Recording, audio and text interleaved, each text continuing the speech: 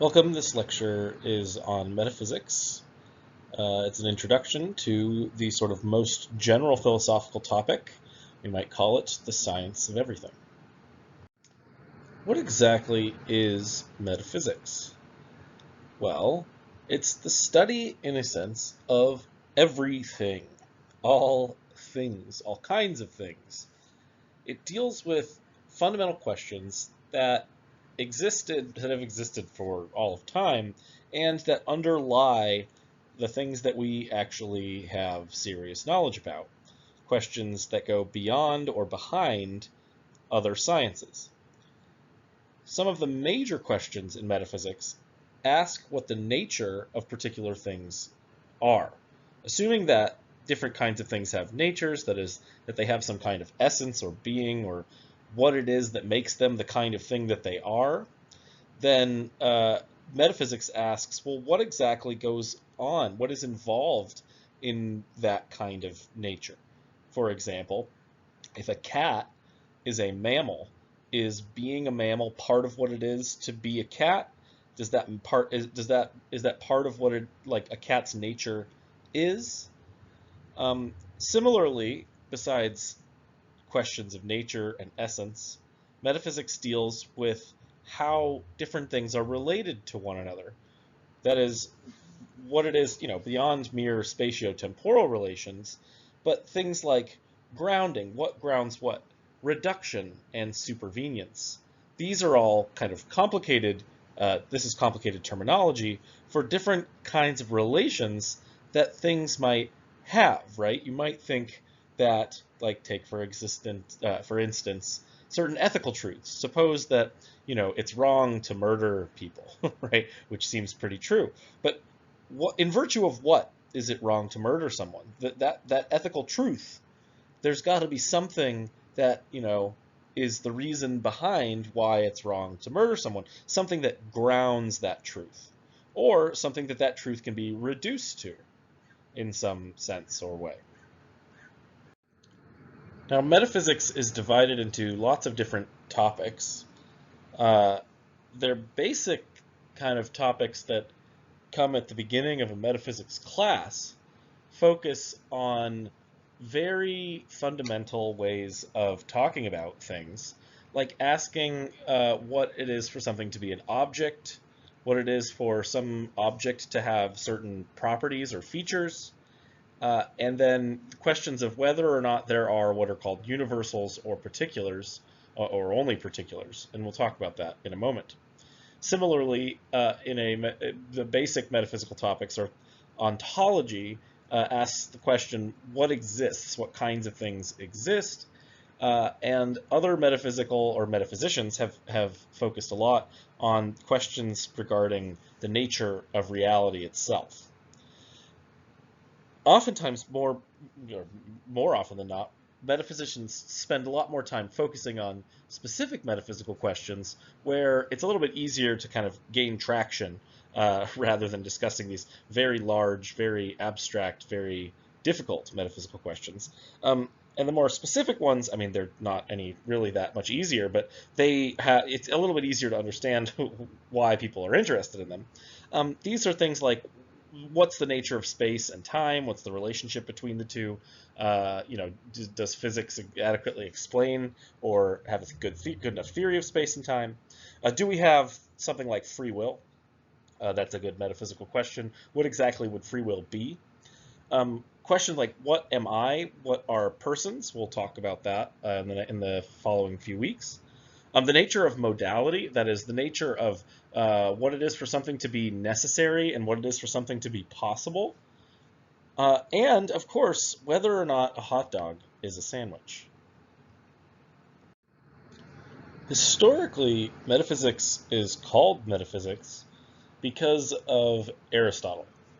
Aristotle wrote a number of books called a number of different things, and one of the books he wrote was called Physics, or the Physics.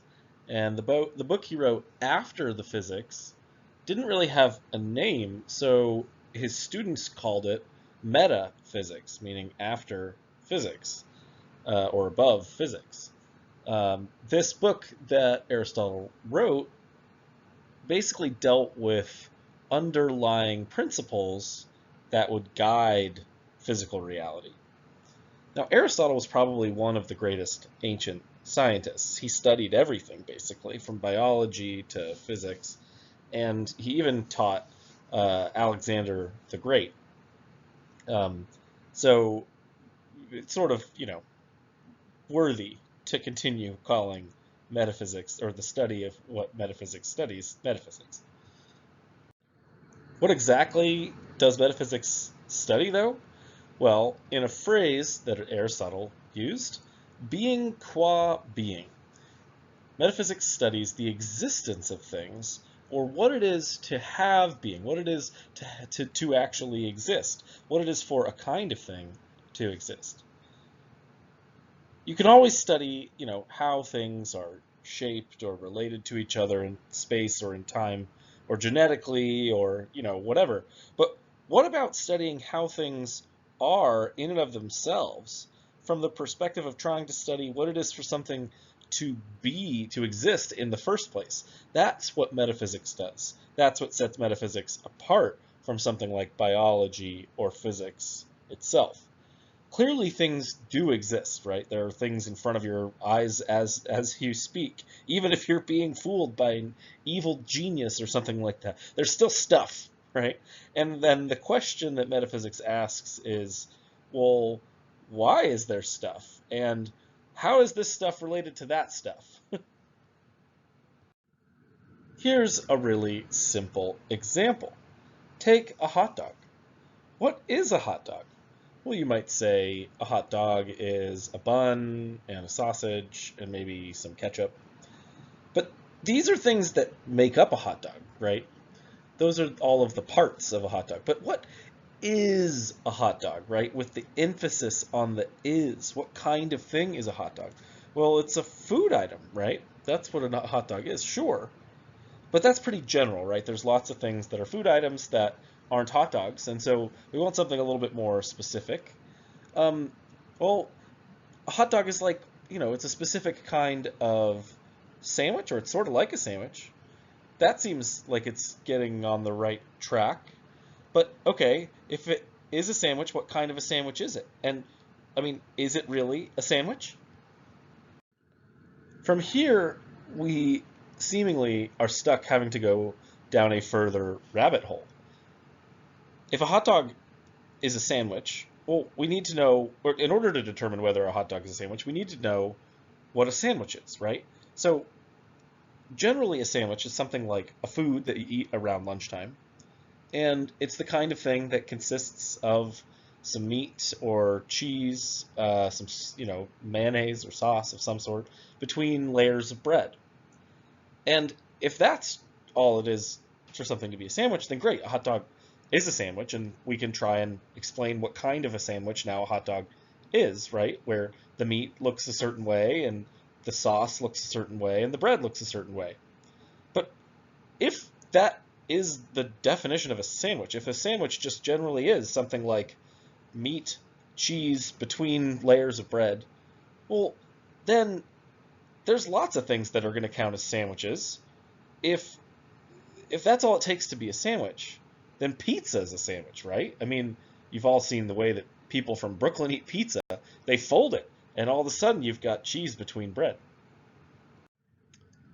But, so, what else counts as a sandwich? I mean, have we gone too far at this point, or have we not gone far enough, right?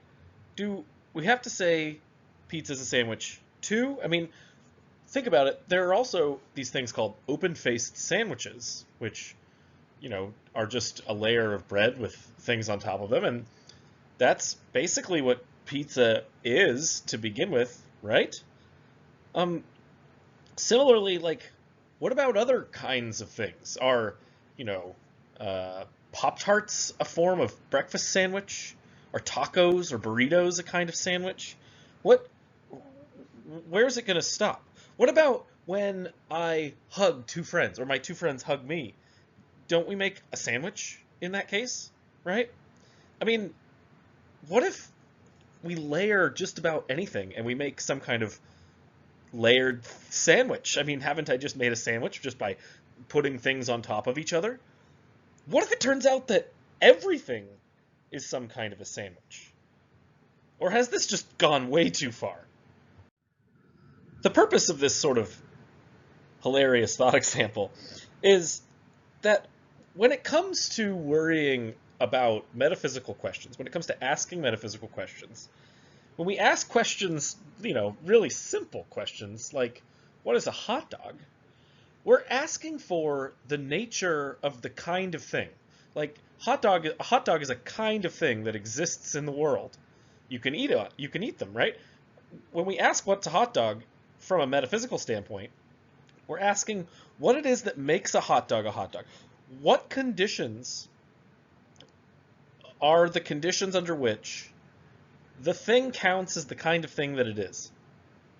What exactly are the necessary conditions? What things need to be met for something to count as a hot dog? And what are the sufficient conditions? What things, when met, are sufficient for a thing counting as a hot dog? Similarly, we can do the same thing for a sandwich, right? What are the necessary conditions for a thing counting as a sandwich? You might think, well, it has to have bread, right? And then you'd be able to say, okay, well, so a taco isn't a sandwich because it has a tortilla, and a tortilla isn't really bread. Or you might say, or you might talk about sufficient conditions. What is a sufficient condition? Well, whenever something is a sub from Subway, it counts as a sandwich, right? Like, that's a sufficient condition. So anytime something is a sub from Subway, then it's a sandwich. That's, these are the kinds of conditions that we need to figure out. And if we can figure out these kinds of conditions, then we can come to know what a sandwich is. And if we can figure out what those kind of conditions are on sandwiches, then maybe we can figure out what the conditions are for a thing to be a hot dog, and determine whether or not the relationship between hot dogs and sandwiches is such that hot dogs fall under the category of sandwich. Of course, all of this has been a complicated and funny way to bring out this example where really, when we're doing metaphysics of this sort, we need to get at these different underlying conditions. So necessary conditions are the kinds of conditions that a thing must have in order to count as a member of its kind. So, take for example, to be a cat, something must be a mammal. Being a mammal is a necessary condition on that thing's being a cat. You couldn't have something that counted as a cat that wasn't a mammal, right? Now you might have like a stuffed animal cat, but that thing isn't really a cat, right? That's a fake cat, in a sense. To be a sandwich, yeah, so does bread have to be involved? Do you need two pieces of bread? Does there have to be something in between the bread? Can the bread be closed on one side or on all the sides? Does the meat have to be of a certain shape, etc.? These are all questions that you might ask while trying to find a necessary condition on when it counts for something to be a sandwich, right? We might disagree about these things. That's ultimately what metaphysics is all about in philosophy, is disagreeing over the certain different conditions that it takes for something to be the kind of thing that it is. Sufficient conditions, again, are basically sufficiency is when a condition is met, that's enough for it to be the kind of thing that it is, right? So if something is a cat, then that's sufficient for its being a mammal, right? This relationship is interestingly two ways, right? It's necessary that a cat be a mammal, and if something is a cat, then that's sufficient for its being a mammal. Similarly, right? If something is a sub, then it's a sandwich, right? If something is a French dip, then it's a sandwich. The idea here is being a sub is sufficient for being a sandwich. Being a French dip is sufficient for being a sandwich. If something counts as one of these kinds of things, a submarine sandwich, then it's a sandwich, right? What we want when we're trying to specify the metaphysical nature of the kind of thing that we're after, what we want is necessary and sufficient conditions. Because if we can get the necessary conditions and the sufficient conditions, then we can kind of combine them and have a general, larger picture of the metaphysical nature of the kind of thing that we're interested in. And the metaphysical nature of the kind of thing that we're interested in is basically, the metaphysical nature is what it is for a thing to be the kind of thing that it is. Now let's talk about what a metaphysical nature really is. So take any old individual thing, right? like your hand or an apple or your computer, that thing has properties. Some of those properties are necessary and some of those properties are accidental, right? Take, for instance, me. I'm a human being. I am currently in Santa Barbara. If I stop being in Santa Barbara, do I stop somehow being me? Of course not, right? I can move here and there. The property of being in Santa Barbara is accidental to me. It's not a necessary property of mine. It's not a property such that if I were to stop having it, I would stop being the kind of thing that I am. So there are some properties that are what we would call contingent or accidental, the kinds of things that happen to be properties of individual things, right? Like take an apple, it's currently red. Well, that property is contingent of the apple. The apple could be a different color if you painted it or if it rotted. While other properties are necessary, right? The apple is a piece of fruit. If it somehow stopped being a piece of fruit, it would stop being an apple, right? It's a necessary property of the apple. In order to be an apple, it must be a piece of fruit. Now, what exactly are properties? Well, properties are features or attributes of individuals, and generally we think of them as being able to be shared with other individuals. Now you might say, wait a minute, what does it mean to say that a property is shared? This brings us to a classical philosophical debate, going back as far as philosophical debates have gone back. And this is basically one of the most fundamental debates in metaphysical theorizing. This debate is the question of whether or not there are universal properties, or whether or not universals exist. What is a universal? A universal is a property that something can have. A universal is something that lots of different individuals can share. So for example, you could say, take the universal property of redness. Well, redness is some feature of different kinds of things, and where all of them can have the same property, right? You could have a ball that's red, you could have a door that's red, you could have an apple that's red. Well, does it make sense to think of these things as all having the same redness property? Or are they all different in some way? Well, on the universal side, the idea is that there's one property, redness, universally had by each of the things that instantiate that property. The red ball is red, the apple is red, the door is red, all have the same property of redness. They all share the property of redness. Here's an example that maybe gets it a little bit clearer. How many words are in the red square? Are there 3, or is there just 1? This example shows that there's a difference between what we mean when we're talking about words, right? There's 3 different word tokens in the red square of the same word type.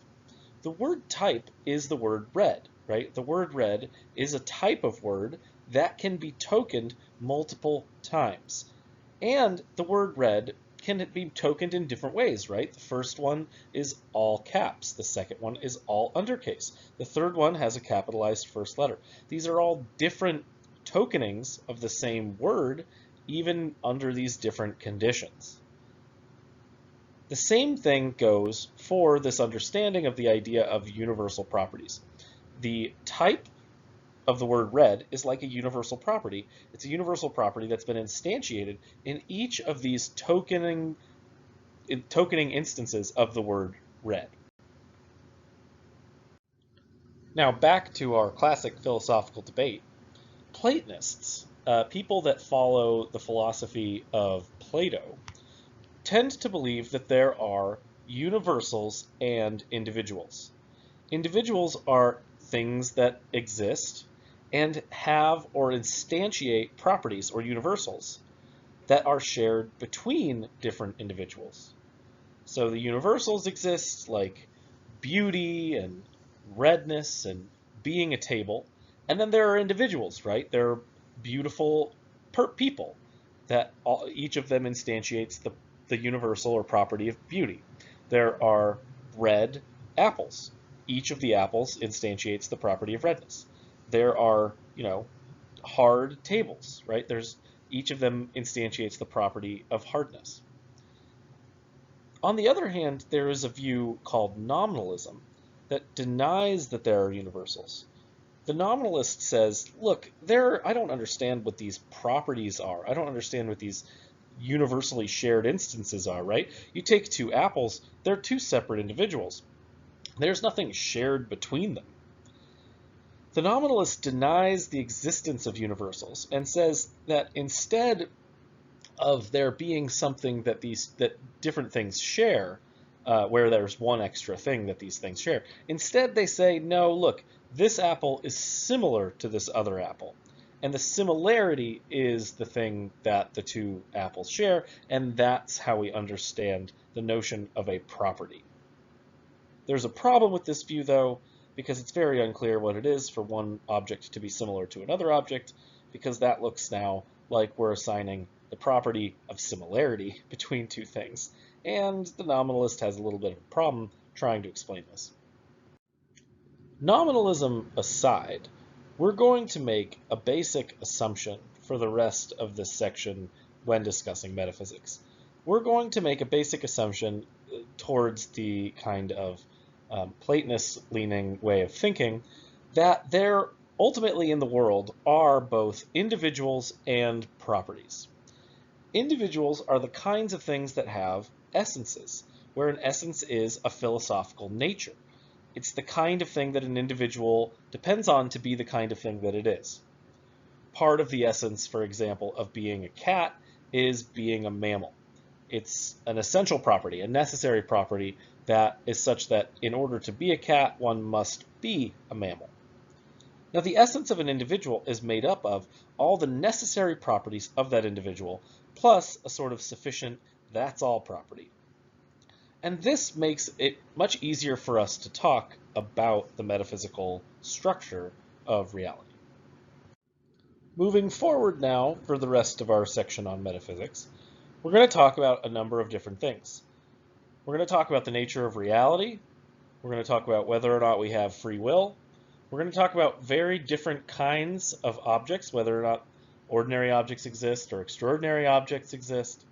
And we're going to talk about what it is to be you, what it is to be a person, whether or not people exist and what kinds of things they really are.